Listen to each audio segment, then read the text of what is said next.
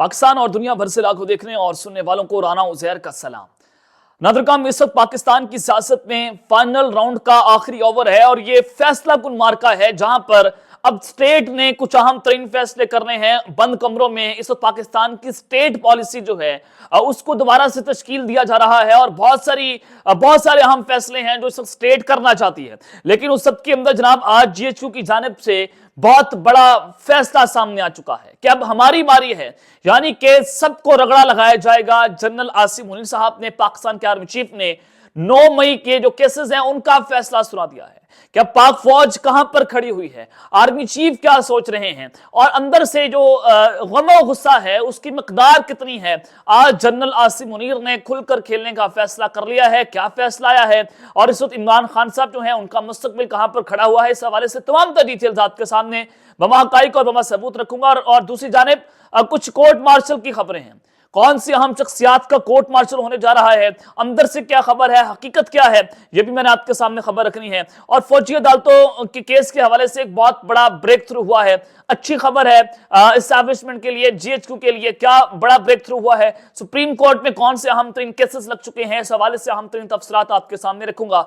लेकिन अगर आपने चैनल को सब्सक्राइब नहीं किया, चैनल को सब्सक्राइब कर लें, बेल आइकन को दबा दें, आने वाली तमाम तर अपडेट्स आपकी खिदमत में बर वक्त पेश होती रहें। नाज़रीन, सबसे पहले तो इमरान खान साहब जो है उनको कुछ ना कुछ अदालतों से रिलीफ मिलना शुरू हो चुका है। एक तो मामला था इस्लामाबाद हाई कोर्ट का कि चीफ जस्टिस आमिर फारूक साहब ने इमरान खान साहब के ओपन ट्रायल के हक में फैसला के खिलाफ फैसला सुनाया था कि इमरान खान का ओपन ट्रायल नहीं हो सकता। लेकिन उनके ही 2 रुकने बेंच ने चीफ जस्टिस का फैसला गैर कानूनी करार दे दिया। इमरान खान साहब का जेल का ट्रायल रुक गया और आज जो साइफर के जज हैं उन्होंने भी आज की जो समाअत की है बगैर किसी कार्रवाई के मुलतवी कर दी है। 21 नवंबर तक 22 नवंबर की कार्रवाई में फैसला होगा और अब इमरान खान साहब की सुप्रीम कोर्ट में भी समाअत तारीख जो है मुकर्रर हो चुकी है। 22 नवंबर को सुप्रीम कोर्ट में समाअत है और चीफ जस्टिस काजी फायद ईसा साहब ने इमरान खान साहब की समाअत मुकर्रर कर दी है। अब ये 2-3 अच्छी खबरें इमरान खान के लिए यहां पर आई हैं, लेकिन नून लीग ने भी पंजाब से अक्सरियत हासिल करने का प्लान मुरतब कर लिया है और जराए ने यह बताया है कि जनूबी पंजाब में नून लीग को बहुत बड़ा ब्रेक थ्रू मिलेगा। और नून लीग ने जनूबी पंजाब में खुसरो बख्तियार समेत साबका जनूबी पंजाब महाज के दीगर रहनुमाओं से बैकडोर राब्ते शुरू कर दिए हैं। याद रहे कि जो जनाब खुसरो बख्तियार हैं इमरान खान साहब के इंतहाई करीबी साथियों में से एक साथी थे जो जहांगीर तरीन ग्रुप के साथ मिले और खुसरो बख्तियार जो हैं वो भी जनाब इमरान खान से अलग हो गए थे। और जनूबी पंजाब के इलेक्टेबल्स की नून लीग में शमूलियत और सीट एडजस्टमेंट समेत इंतखाबी इत्तेहाद बनने का भी इम्कान है, यानी कि एक तो इस्तेकामी पाकिस्तान पार्टी का नवाज शरीफ के साथ इत्तेहाद बन सकता है, काफरी का इत्तेहाद बन सकता है। ये 2 पार्टीज जो हैं जो किंग्स पार्टीज हैं ये तो जनाब नून लीग के साथ मिलने जा रही हैं और पहले मरहले में जनूबी पंजाब महाज को दोबारा फाल किया जाएगा। नून लीग की पहली तरजीह के तौर पर साबका जनूबी पंजाब को अपनी जमात में जम करने की कोशिश करेगी। नून लीग की क़यादत खुसरो बख्तियार और उनके साथियों के साथ जो है मुज़ाकरात जारी रखे हुए है। खुसरो बख्तियार उनके भाई हाशिम जमा बख्त ने जल्द नून लीग में शमूलियत का इम्कान भी जाहिर कर दिया है। खुसरो बख्तियार मुमकिन तौर पर नवाज शरीफ के दौरा जनूबी पंजाब के दौरान पार्टी में शमूलियत का ऐलान करेंगे। नून लीग पंजाब से अपनी नशिस्तों में इजाफे के लिए इलेक्टेबल्स को भी अपनी जमात में शामिल करने का प्लान बना चुकी है। तो ये इलेक्टेबल्स इनकी जमात में शामिल होंगे जो हमेशा से जिनके बारे में ये बात होती है कि ये जीत जाएंगे, ये इलेक्शन किसी भी पार्टी से खड़े हो जाएं, चाहे वो नून लीग से चाहे वो पीटीआई से, इनका अपना एक वोट बैंक है तो ये जीत जाएंगे। लेकिन अब की बार जो डायनामिक्स हैं पॉलिटिकल वो बड़ी डिफरेंस है। इमरान खान जो है उन्होंने पाकिस्तान की सियासत में पहिया उल्टा घुमा दिया है और पाकिस्तान की अवाम कहीं और पर खड़ी हुई है। लेकिन उस सब के अंदर जनाब अब आम इंतखाबात हैं, एक शोर है, एक आम खबर मीडिया पर भी चल रही है, सोशल मीडिया पर भी डिस्कस हो रही है कि पाकिस्तान तहरीक इंसाफ को इलेक्शन में हिस्सा लेने की इजाजत नहीं दी जाएगी। तो जनाब आज जो खबर सामने आई है कि आम इंतखाबात में तहरीक इंसाफ की शिरकत पर पाबंदी के आयद करने के हवाले से गौर नहीं किया जा रहा कि इन पर पाबंदी नहीं लगेगी। इंटेलिजेंस एजेंसीज के अहम जराए ने बताया है कि पाकिस्तान तहरीक इंसाफ की मकबूलियत महज कही सुनी है और इनका हकीकत से कोई ताल्लुक नहीं है और जमीनी हकाइक अवामी तासुर से बिल्कुल मुख्तलिफ है। अब ये बात कौन कर रहा है, ये बात सीनियर सहाफी अंसार अब्बासी साहब ने अपनी रिपोर्ट के अंदर बताया कि इंटेलिजेंस एजेंसीज के सरबराह के जो अहम जरिए हैं उन्होंने बता दिया है कि पाकिस्तान तहरीक इंसाफ की कोई मकबूलियत नहीं है, ये सिर्फ जमीनी हकाइक इससे बिल्कुल मुख्तलिफ है। और उन्होंने दिलचस्प बात उन्होंने बताई कि साबिक ऑपोजिशन लीडर ने भी इस हवाले से अपनी पोजीशन को तब्दील कर दी है। राजा रियाज ने बयान दिया था कि इस बैलेट पेपर में पाकिस्तान तहरीक इंसाफ नहीं होगी, तहम वो कहते हैं कि सूरत हाल बदल चुकी है। ये दिस इज वेरी इंपॉर्टेंट कि सूरत हाल बदल चुकी है, तो कुछ ना कुछ अंदर चल रहा है। पाकिस्तान तहरीक इंसाफ को इलेक्शन लड़ने की इजाजत दी जाएगी, नून लीग, लेकिन साथ ही उन्होंने वाजे किया कि पाकिस्तान तहरीक इंसाफ को इलेक्शन में ज्यादा वोट नहीं पड़ेंगे। लेकिन जो मामला है वो आपके सामने है, तो ज्यादा वोट नहीं पड़ेंगे, तो ये एक बहुत अहम जनाब सवाल है। और फिर जो हमदी न्यूज ने जो सर्वे करवाया है, उस सर्वे के मुताबिक तो पाकिस्तान तहरीक इंसाफ की मकबूलियत पंजाब में 41%, अब के नून लीग की 24% है, यानी कि जो आधी मकबूलियत का फर्क इस वक्त पाया जा रहा है। पाकिस्तान तहरीक इंसाफ ज्यादा मकबूल है बनिस्बत नून लीग के, और पीपल्स पार्टी 4%, बल्कि जो दीगर जमातें हैं उनकी मकबूलियत 6% रही है। सर्वे में जवाब देने वाले हर 5 में से तकरीबन 2 लोगों ने कहा कि इमरान खान पार्टी के सरबराह होंगे तो पाकिस्तान तहरीक इंसाफ को वोट देंगे।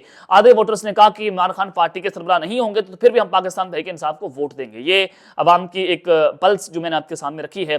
तो इस सब के अंदर जनाब फौजी अदालतों के हवाले से जो बड़ा ब्रेक थ्रू हुआ है वो भी एक खबर है कि सुप्रीम कोर्ट ऑफ पाकिस्तान ने सिविलियंस का फौजी अदालतों में ट्रायल के खिलाफ फैसला सुना दिया था। और अब ये मामला, मैंने आपको एक खबर दी थी, आपको याद होगा अपने वीलॉग के जरिए, कि अब ये 7 रुकनी बेंच के पास मामला जा सकता है और 7 रुकनी बेंच 5 रुकनी बेंच का फैसला उड़ा कर रख सकता है।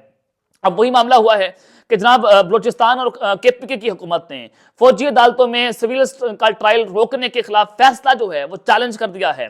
बलूचिस्तान हुकूमत की army act, official secret act की कलअदम दफात बहाल करने की इस्तदा, अपीलों पर फैसले तक 5 रुकनी बेंच का फैसला मुअत्तल करने की इस्तदा की गई है। दरख्वास्त मौक़िफ़ इख्तियार किया गया, सुप्रीम कोर्ट ने नाकाबिल समाअत दरख्वास्तों पर हुक्म जारी किया है। सिंध हुकूमत ने भी फौजी अदालतों में सिविलियंस का ट्रायल रोकने के खिलाफ अपील जो है वो सुप्रीम कोर्ट में दायर कर दी है। सिंध हुकूमत ने सुप्रीम कोर्ट में दरख्वास्त बजरिया एडवोकेट जनरल दायर की। सिंध हुकूमत ने फौजी अदालतों में सिविलियंस का ट्रायल रोकने का फैसला कदम करार देने की इस्तदा की है। यानी कि बलूचिस्तान की हुकूमत, केपीके की हुकूमत और सिंध हुकूमत, इन तीनों हुकूमतों ने सुप्रीम कोर्ट में सिविलियंस का ट्रायल फौजी अदालतों में होना चाहिए उसके हक में जनाब जो पिटीशन है वो दायर कर दी है। जबकि वजारत दिफा ने भी, यानी कि वफाकी हुकूमत, उन्होंने भी फौजी अदालतों में सिविलियंस का ट्रायल रोकने का फैसला सुप्रीम कोर्ट में चैलेंज कर दिया है। दिस इज वेरी इंपॉर्टेंट कि आर्मी एक्ट और ऑफिशियल एक्ट की दफात जो हैं वो कदम होने से मुल्क को नाकाबिल तलाफी नुकसान पहुंचा है और आर्मी तनसीबात पर हमलों के मुल्ज़मान का ट्रायल फौजी अदालतों में ना करने का फैसला कलअदम करार देने की इस्तदा जो है वो भी की गई है। दरख्वास्त में आर्मी एक्ट की कलअदम करार दी गई सेक्शन 59 के फौर भी बहाल करने की इस्तदा की गई है। और वजारत दिफा ने अपीलों पर हतमी फैसले तक फौजी अदालतों में ट्रायल रोकने के खिलाफ हुक्म इम्तना की भी दरख्वास्त करती है कि जनाब इसमें स्टे दिया जाए और स्टे देकर हमारे हक में जो है वो फैसला सुनाया जाए। तो 7 रुकनी बेंच का एक बेंच है वो बन सकता है और वो बेंच जो है वो 5 रुकनी बेंच का फैसला उड़ा कर रख सकता है। ये फैसला पाकिस्तान तहरीक इंसाफ के खिलाफ भी आने जा रहा है। यहाँ पर इमरान खान साहब को एक बहुत बड़ा धचका लगेगा और यही धचका जो है वो आज जनाब मिला है GHQ की जानिब से कि GHQ ने आज सबको रगड़ कर रख दिया है और जनरल आसिम अली साहब ने अपना फैसला 9 मई के खिलाफ सुना दिया है। अब चूंकि इस वक्त यह राय पाई जा रही है, अंदर यह राय है कि जब हमारी बिल्डिंग्स पर हमले हुए, जब ISI के दफातर पर हमले हुए, जब GHQ के ऊपर हमले हुए, जब हमारे ऊपर हमले हुए तो इट मीन्स कि हम ही उसका ट्रायल कर सकते हैं। सिविलियंस पे उसका ट्रायल नहीं हो सकता, फौज ही उसका जो है वो ट्रायल करेगी। तो यहां पर अंदर ये राय पाई जा रही है। तो जब अंदर राय पाई गई तो जनरल आसिम अली साहब जो हैं वो भी उन्होंने खुलकर बात की थी कि हम 9 मई को कभी भूलेंगे नहीं और हम 9 मई के मुल्ज़मान को कभी माफ नहीं करेंगे, मास्टरमाइंड को माफ नहीं करेंगे। तो जनाब आपको बताना ही चाहता हूं कि आज जनरल आसिम अली साहब ने, सिपा सलार ने जो जिना हाउस है उसका दौरा किया है। वहां पर उन्होंने विजिट किया, सारा कुछ देखा, मामला देखे। बिल्डिंग्स अभी तक वहां पर खराब है, जली हुई है, वहां पर अभी भी जो जलने का जो सामान है वहां पर अभी तक पड़ा हुआ था। तो वहां पर उनका विजिट जो है उसने एक बहुत बड़ा मैसेज इस वक्त पाकिस्तान की आवाम को, पाकिस्तान तहरीक इंसाफ को बिलखुसूस दे दिया है। वो मैसेज ये है कि जनाब हम 9 मई के मुसलमानों को नहीं छोड़ेंगे। पाकिस्तान तहरीक इंसाफ डायरेक्टली इन्वॉल्व रही 9 मई के हमलों में, ये उनकी जानिब से मैसेज PTI को दिया जा रहा है। तो अब हमने जीरो टॉलरेंस की पॉलिसी रख ली है। हमारी कोई डील, ये जो खबरें चल रही थी कि जनाब इमरान खान साहब को डील की ऑफर हो रही है, हम किसी भी किस्म को डील करने को तैयार नहीं है। ये मामला है। दूसरी जानिब इमरान खान साहब ने भी ये बात कर दी है कि वो किसी भी किस्म को डील नहीं करेंगे और उनको जो भी ऑफर्स की जा रही हैं वो जनाब उसमें शामिल नहीं होंगे, वो मुल्क छोड़ने को तैयार नहीं है। ये जनाब इस वक्त मैसेज GHQ की जानिब से पाकिस्तान तहरीक इंसाफ को खुलकर दे दिया गया है कि इस हवाले से जीरो टॉलरेंस की पॉलिसी है। और फिर दूसरी जानिब कोर्ट मार्शल की खबरें चल रही हैं अंदर से एक खबर सामने आई और कोर्ट मार्शल किसका होने जा रहा है, ये भी एक बहुत बड़ी खबर है। सबसे पहले तो कि जनाब पाकिस्तान से बाहर कुछ फौजी ऑफिसर्स हैं, रिटायर्ड ऑफिसर्स हैं, वो बैठकर कुछ जहरीला प्रोपेगेंडा पाकिस्तान के खिलाफ कर रहे हैं, पाकिस्तान की आवाम के खिलाफ कर रहे हैं। मेजर रिटायर्ड आदिल राजा वो भी इसमें मुलव्विस हैं और मेहदी, कैप्टन मेहदी साहब वो भी इसमें शामिल हैं और बहुत सारे लोग, कर्नल अकबर हुसैन जो मेजर आदिल के साथ अपना प्रोग्राम भी करते हैं कभी कभी। और तो ये 3-4 लोग हैं जो वहां से बाहर बैठकर कुछ ना कुछ जहरीला प्रोपेगेंडा कर रहे हैं। तो इनके खिलाफ जो अंदर से राय है वो ये है कि इनको सख्त से सख्त सजा होनी चाहिए, कोर्ट मार्शल की कार्रवाई, फिर कोई और कानून के तहत जो कानून बनता है इनके खिलाफ कार्रवाई होनी चाहिए, या फिर बाहर की कोर्ट्स में इनके खिलाफ फैसला जो है वो पिटीशन दायर करनी चाहिए कि हेट स्पीच कर रहे हैं, हमारे इदारे को बदनाम करने की कोशिश कर रहे हैं। तो मेजर आदिल राजा, कैप्टन मेहदी और दीगर के खिलाफ घेरा तंग होने जा रहा है। ये फैसला भी हो चुका है कि अब इनके खिलाफ कोई फैसला आने वाला है, अंदर मामला कुछ हो रहे हैं। और दूसरी जानिब टॉप सिटी का केस है जो जनरल फैज हमीद साहब के खिलाफ सुप्रीम कोर्ट में भी लगा हुआ है और सुप्रीम कोर्ट ने ये मामला वजारत दिफा को भिजवाने की पेशकश कर दी थी और वजारत दिफा के पास ही ये इस वक्त मामला हैं और सुप्रीम कोर्ट ने कहा कि 184(3) के तहत अभी भी जनाब किसी रिटायर्ड फौजी जनरल का जो कोर्ट मार्शल है वो हो सकता है अगर किसी गैर कानूनी कार्रवाई का मुर्तकब ठहरता है। तो ये सारा मामला हुआ। तो अब कोई किसी कोर्ट मार्शल का फैसला अभी तक नहीं हुआ। जो खबरें चल रही हैं कि जनरल फैज का कोर्ट मार्शल हो जाएगा, फलां का कोर्ट मार्शल हो जाएगा, अंदर से अभी कोई फैसला जो है वो नहीं हुआ, जो मेरे राय जो है कंफर्म कर रहे हैं। लेकिन अगर किसी सिविलियन मैटर्स के अंदर कोई किसी को सजा मिलती है तो इदारे ने यह भी फैसला कर लिया है कि हम उसमें इंटरफेरेंस नहीं करेंगे, हम पॉलिटिकल इंटरफेरेंस नहीं करेंगे, हम जरा मुजामत नहीं करेंगे, हम रुकावट नहीं बनेंगे। लेकिन सिस्टम जो है वो सब कुछ कबूल करने को तैयार नहीं है। दायरा जब सिस्टम ये सारा कुछ कबूल कर लेगा तो एक ट्रेंड सेट हो जाएगा कि पीछे से कोई डीजीआई ऐसा ही आए और जाहिर है उसकी एक पॉलिटिकल इंटरफेरेंस होती है और उससे जनाब तमाम मामलात को लेकर चलना होता है। जब वो ऐसा काम करेगा तो उसको भी डर होगा कि जनाब मैं जो हूं मेरे खिलाफ कोई ना कोई कार्रवाई हो जाएगी, तो मुझे लिहाजा ये डर कर यहां पर रहना चाहिए। तो डीजीआई ऐसे वो खुलकर खेल नहीं सकेंगे, वो खुलकर बात नहीं कर सकेंगे। मैं नहीं समझता कि किसी की भी डीजीआई का या साबिक डीजीआई का कोर्ट मार्शल होना चाहिए, जो मेरी राय है ज़ाती तौर पर। तो अब तक के लिए इतना ही, अपना ख्याल रखिएगा और इस संग और नाज़िम खलक लाने के बाद पाकिस्तान जिंदाबाद।